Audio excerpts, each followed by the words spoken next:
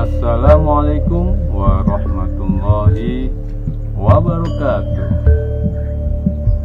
Selamat pagi, siang, sore, atau malam untuk para sahabat channel Ada Kisah.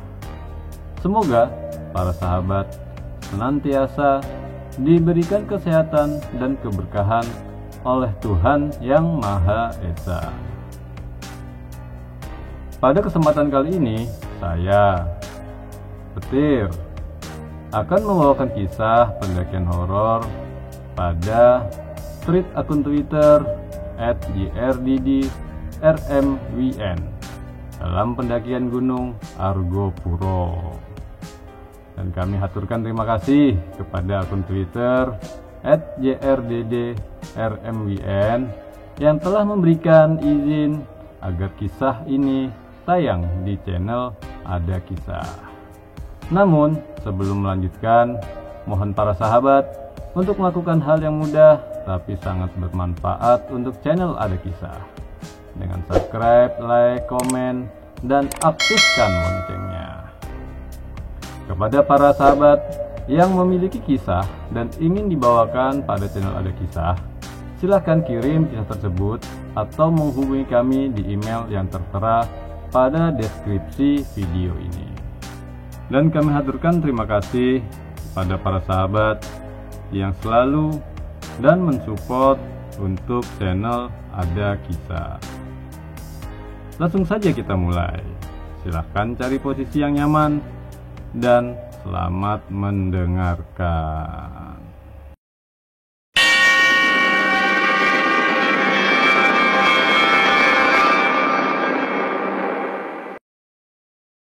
Assalamualaikum, perkenalkan nama saya Jordi.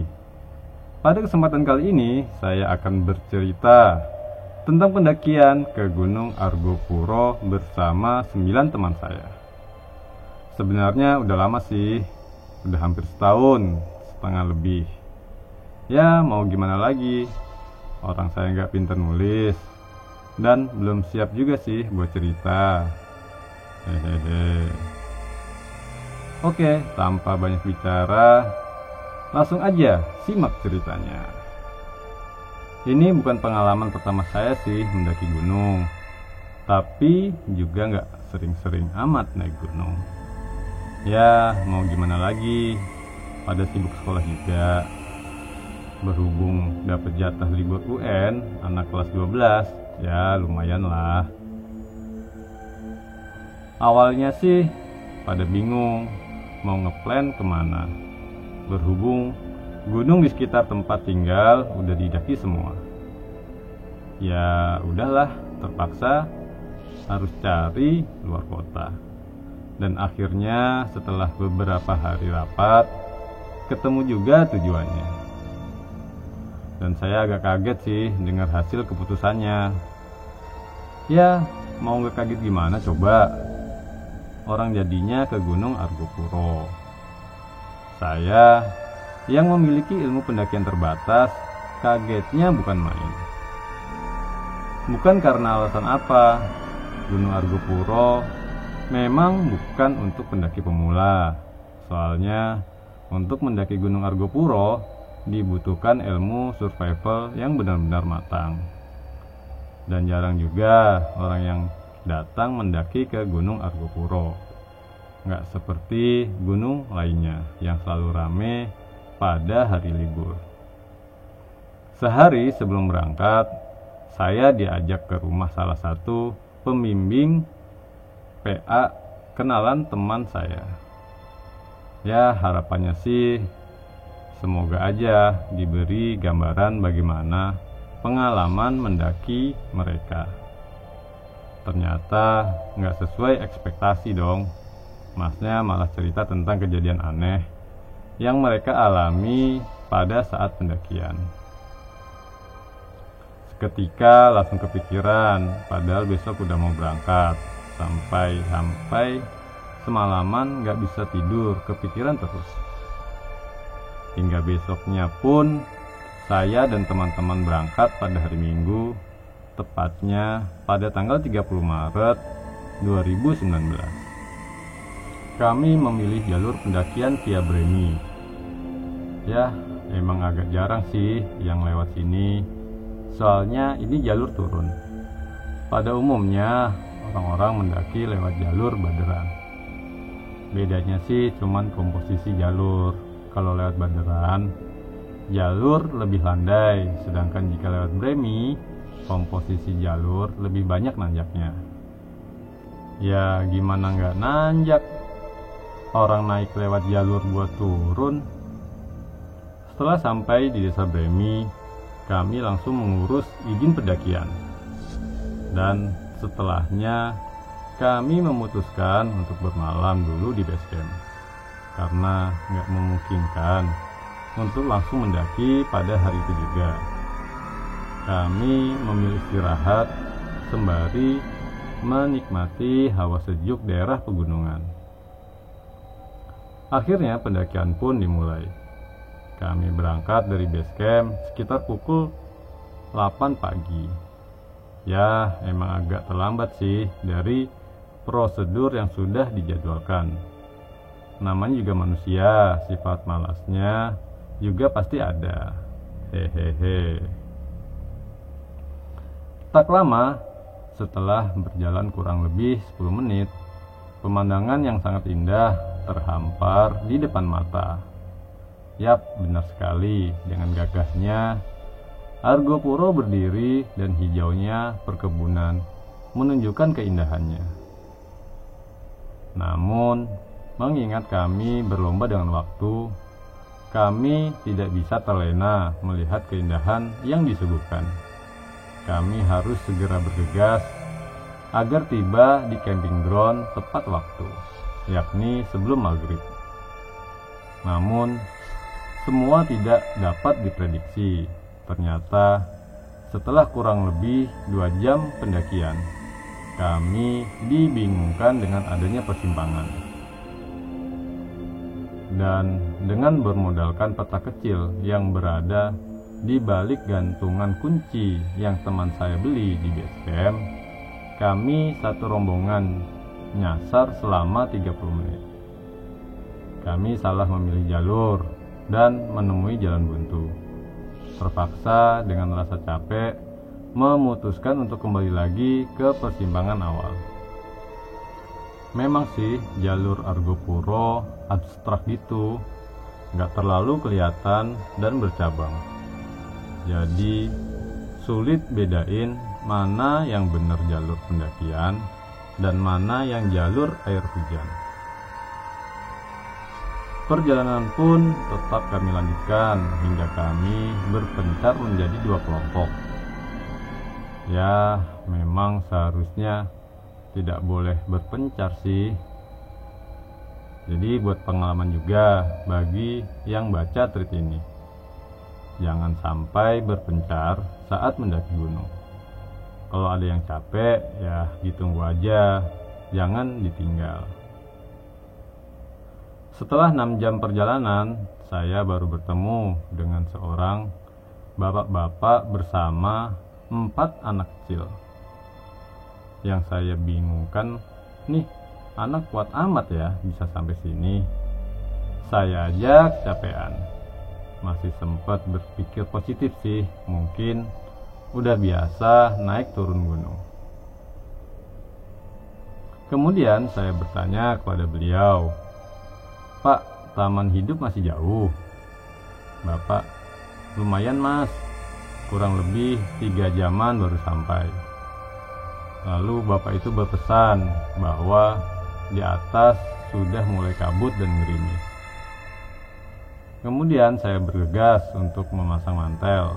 Tak lama kemudian benar yang dikatakan bapak tersebut, bahwa beberapa menit memasuki kawasan hutan damar, tiba-tiba kabut datang dan turun hujan. Seketika jarak pandang mulai terbatas. Sinar matahari tidak dapat menembus hutan, dan jalur pun dipenuhi oleh air, sehingga licin untuk dipijak. Saya dan teman saya sudah berulang kali jatuh bangun karena kondisi jalur yang licin. Setelah 8 jam perjalanan, akhirnya sampai juga di Taman Hidup dengan kondisi basah kuyup. Tepatnya pada pukul 14. Tak lama kemudian, selang 30 menit, anggota lainnya pun datang. Sembari menunggu hujan reda, kami berbincang-bincang sambil bercerita tentang perjalanan tadi. Dan kemudian kami bergegas mendirikan tenda. Senin, 1 April 2019, hari kedua pendakian. Setelah cukup puas merebahkan badan, akhirnya saya terbangun. Mengingat perjalanan kemarin cukup membuat saya kelelahan dan hampir putus asa. Namun yang membuat saya merasa aneh dan sempat berpikir yang tidak-tidak tentang mimpi saya semalam. Di dalam mimpi, saya didatangi oleh seorang laki-laki tua dan 2 anak kecil.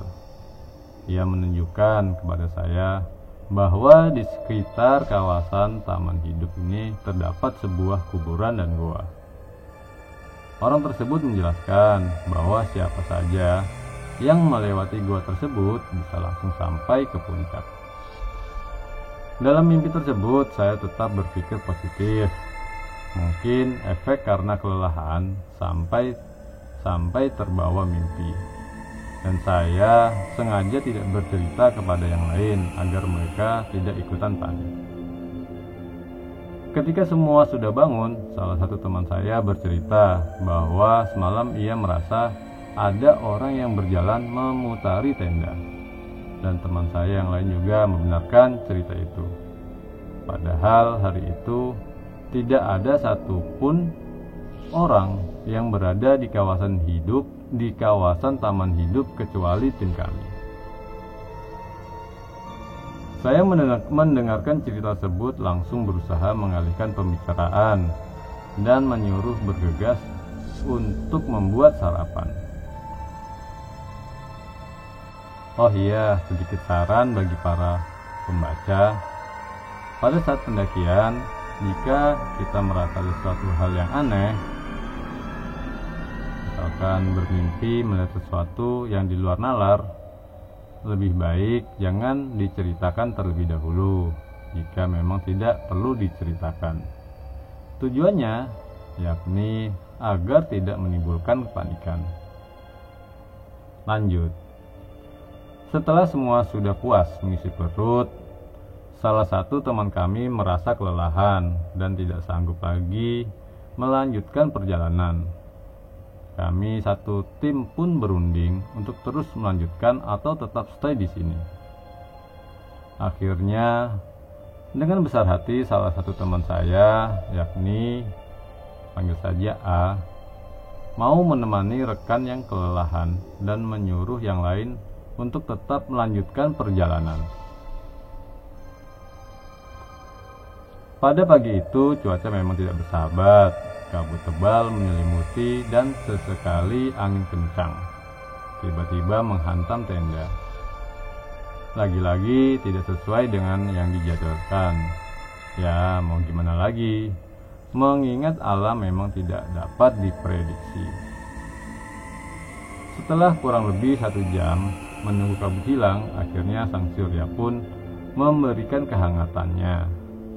Saya dan teman sependakian langsung bersiap-siap dan bergegas untuk melanjutkan perjalanan menuju puncak. Semua teman saya terlihat senang dan semangat untuk melanjutkan perjalanan. Namun dalam kepala saya terus teringat mimpi semalam dan membuat perasaan tidak tenang. Sekitar jam 8 kami meninggalkan kawasan Taman Hidup dan mulai melanjutkan trekking. Jalur kali ini terbilang tidak terlalu berat jika dibandingkan dengan jalur kemarin. Ya, memang agak banyak jalan setapaknya sih. Apalagi dikurangi beban carrier yang kami tinggal di tenda. Kami hanya membawa tas kecil yang cukup untuk membawa botol air mineral dan beberapa makanan ringan untuk mengganjal lapar pada saat perjalanan. Tak lama kemudian, akhirnya kami memasuki kawasan hutan lumut. Dinamakan hutan lumut karena hampir semua pohon yang ada di kawasan ini ditutupi oleh lumut. Jadi ya sejauh mata memandang cuman kelihatan hijau gitu. Namun di sini keanehan mulai saya rasakan. Sedari awal memasuki hutan lumut, saya merasa seperti ada yang mengikuti dan terus mengawasi. Sesekali muncul rasa khawatir untuk selalu nengok ke belakang. Karena memang posisi saya pada saat itu berada paling belakang sendiri. Benar sekali, di tengah perjalanan kami dibingungkan dengan adanya suara musik dangdut yang agak samar-samar terdengar. Ya, gimana mau nggak bingung coba. Mulai kemarin aja, cuman sekali ketemu orang, dan itu pun orangnya mau turun. Kok sekarang tiba-tiba dengar musik dangdut? Dilogikakan aja kalau ada orang selamatan, ya nggak mungkin juga sampai ke sini suaranya. Apalagi kami berada jauh di tengah hutan. Terus siapa yang muter musik dangdut? Seketika kami bergegas untuk cepat-cepat keluar dari kawasan tersebut.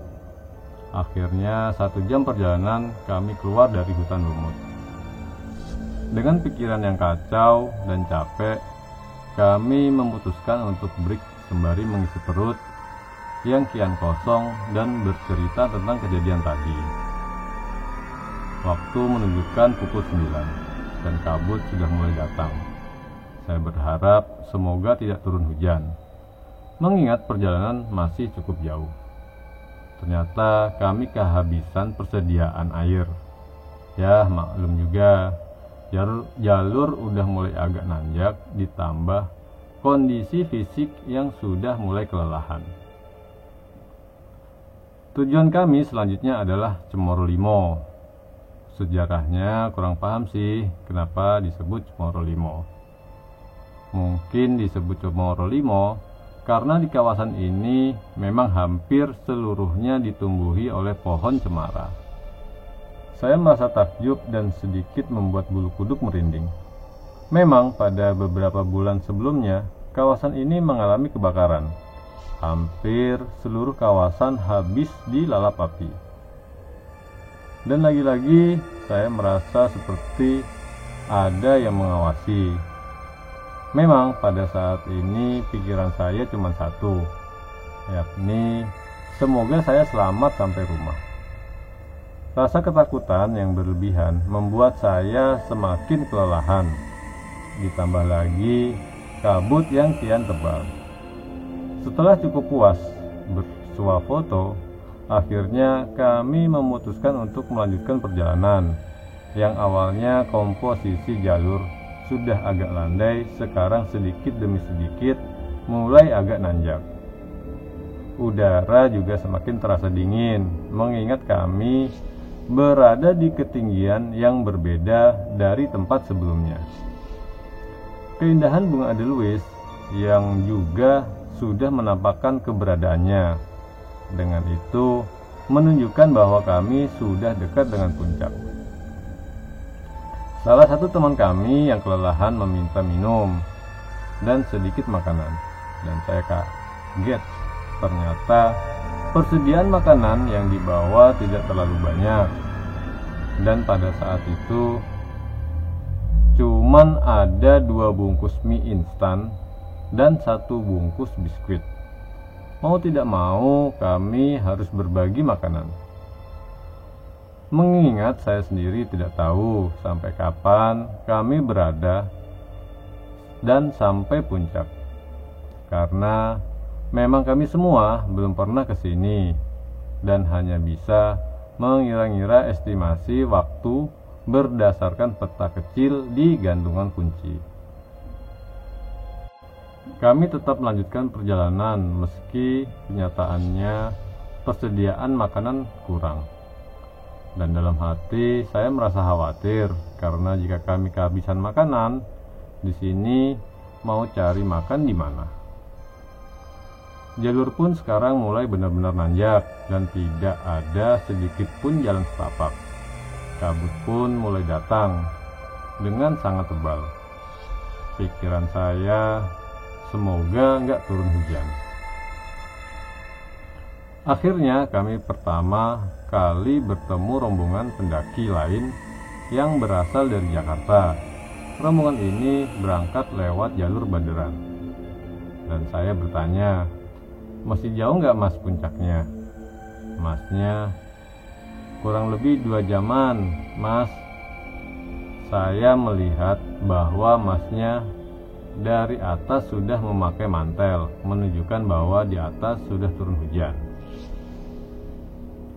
Saya yang awalnya berada di barisan belakang terpaksa untuk pindah ke depan bersama teman saya F untuk membuka jalan. Jarak pandang pun mulai terbatas, kira-kira hanya mampu melihat 10 meter ke depan. Selebihnya hanya terlihat kabut putih sejauh mata memandang. Hal yang saya takutkan pun terjadi, yakni turun hujan gerimis. Pikiran saya pun semakin menjadi-jadi. Bermodalkan tanda yang ada di pohon, saya terus berjalan. Ternyata secara tidak sadar saya berpisah dari rekan yang lain. Di sini saya dan teman saya F memutuskan untuk break sejenak sembari menunggu rekan yang di belakang. Akhirnya saya mengeluarkan persediaan makanan terakhir saya, yakni 1 buah biskuit, dan membagi dengan kawan saya F. Sesekali saya berteriak memanggilkan saya yang berada di belakang, namun tidak ada jawaban sama sekali. Saya merasa bingung, padahal sedari tadi mereka benar-benar ada di belakang saya. Tanpa ada suara minta break, tiba-tiba udah nggak ada di belakang. Akhirnya saya dan F memutuskan untuk kembali dan mencari mereka. Mereka pun ketemu. Dengan mata kepala saya sendiri, saya melihat rekan yang lain sangat kelelahan. Mereka ternyata sangat kelaparan dan kami bingung mau makan apa. Soalnya persediaan makan sudah habis dan sisa yang lain ada di tenda. Tidak ada pilihan lain. Dengan bermodalkan sedikit ilmu survival, kami memutuskan untuk memakan daun yang ada di sekitar tanpa memikirkan resikonya. Dan ini kali pertama saya mendaki gunung sampai kehabisan makanan. Setelah cukup lama break, kami berunding mau melanjutkan atau kembali ke taman hidup. Ada beberapa teman kami yang benar-benar kelelahan dan tidak mampu untuk melanjutkan perjalanan. Teman kami yang kelelahan memutuskan untuk menunggu di sini dan menyuruh 4 orang lain untuk naik, termasuk saya dan F. Rekan yang lain hanya minta difotokan puncak. Dengan bermodalkan tekad, saya melanjutkan perjalanan. Sekitar 30 menit berjalan, lagi-lagi saya berpisah dengan kedua teman saya di balik kabut. Saya dan F mulai merasa kebingungan. Jalur yang saya lewati tiba-tiba buntu dan tidak ada tanda petunjuk jalan sama sekali. Di sini saya sempat bilang ke F, aku nggak pengen mati di sini. Aku tidak mau mati di sini. Dan F menjawab, ya podo ae aku pisan. Ya sama juga, aku juga. Akhirnya F mengeluarkan sebilah parang yang dibawanya dan mulai menebas ranting yang ada di depan. Sebenarnya saya terpaksa dan takut melakukan hal ini. Mau gimana lagi, keadaan sudah terdesak. Setelah beberapa lama mencari jalur, akhirnya saya menemukan titik terang. Terlihat di atas tidak ada lagi tanjakan, dan saya bergegas untuk ke atas. Benar, akhirnya saya merasa sampai di tempat lapang, tapi tidak dapat memastikan ini di mana karena kabut masih menyelimuti. Kali ini saya benar-benar merasa putus asa. Gimana nggak putus asa? Coba. Kabut tebal. Sesekali angin menghantam tubuh. Dan saya sempat berpikir bahwa saya akan mati di sini. Mengingat persediaan air dan makanan sudah benar-benar habis. Ternyata di tempat yang saya pijak ini merupakan puncak arca. Hal tersebut ditandai dengan adanya sebuah arca atau patung dan bongkahan batu bata kuno di sekitarnya. Saya melihat ke arah kanan. Di puncak yang lain terlihat sang saka berkibar. Saya mengira bahwa saya salah jalur. Namun setelah berkeliling, saya menemukan jalur berbatu yang terlihat jelas. Saya dan F mencoba mengikuti jalur tersebut. Setelah 15 menit berjalan, akhirnya saya sampai di puncak sejati Argopuro. Rasa lelah dan putus asa seketika terbayar melihat puncak Argopuro. Dan seketika saya langsung sujud syukur dan tidak dapat berkata apa-apa lagi. Ternyata sang saka yang saya lihat di sebelah kanan merupakan puncak Rengganis. Memang Argopuro memiliki 3 puncak, yakni puncak Sejati, puncak Arca, dan yang terakhir puncak Rengganis. Setelah cukup puas bersuah foto, saya ingat bahwa waktu sudah menunjukkan pukul 2 siang dan akhirnya saya memutuskan untuk bergegas turun. Sebenarnya mau lanjut ke puncak Rengganis, tapi waktu sudah nggak memungkinkan. Ya, saya dan F memutuskan untuk kembali ke Taman Hidup.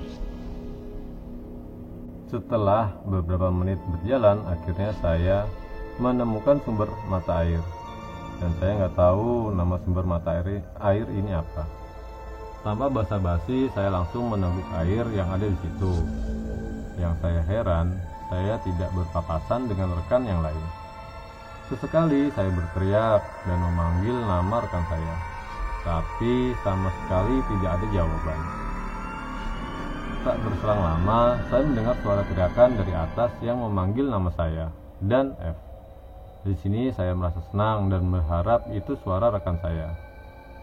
Dan akhirnya, benar sekali, ini memang suara rekan saya.